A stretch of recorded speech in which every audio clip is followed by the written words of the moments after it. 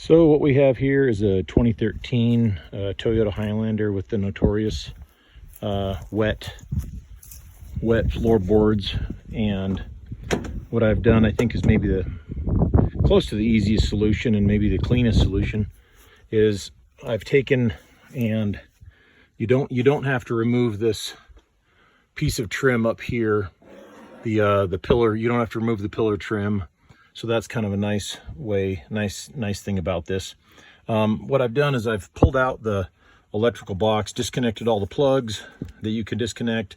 There's 3 little tabs, 1, 2, and 3, that you can press, and then you are able to pull this electrical box out of the way. There was one zip tie that I had to cut right here on this large cable with all the cables in it to get it loose from a little spot.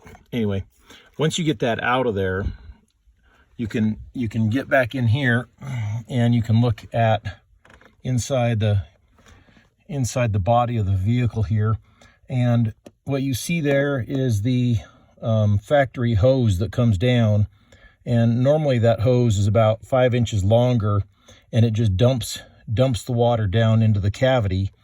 Very poor design as far as I'm concerned. So what I've done is I've drilled a hole.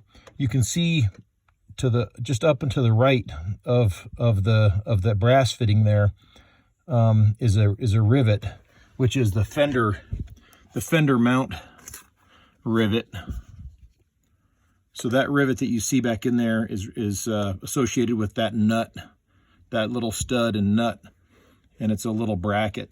So what I did was I came down about level with the bottom of the bracket, and I came out about 1 inch, and I drilled a 1/2 inch hole through the body, which I was then able to put through a this is actually a PEX plumbing fitting for domestic household plumbing. So this is a 1/2 by 1/2 inch PEX 90, and these also come in plastic, but I didn't have plastic on hand. I've got brass ones, so I decided to go ahead and use a brass one.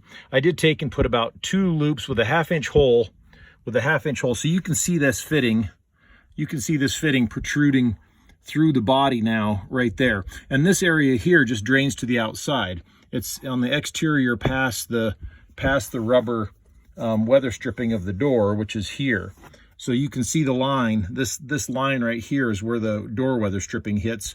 And so this is going to drain just out into this cavity that's behind the fender, and it'll just run down here and drain out whenever water gets back in there. So I did take and put about 2 wraps of black electrical tape on this to keep it from vibrating and to kind of hold it in place as it's pushed through there.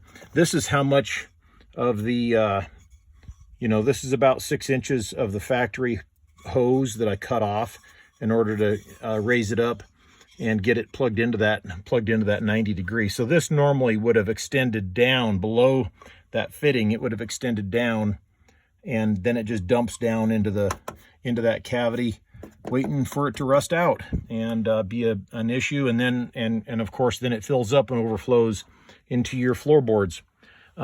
Anyway, so I thought that was a pretty simple fix for this. Now I just got to plug that box back in there. And one other quick thing is, once you get all the plugs unplugged, what I did was I stuck them back kind of behind the in order to get this box out, you need to push the brake.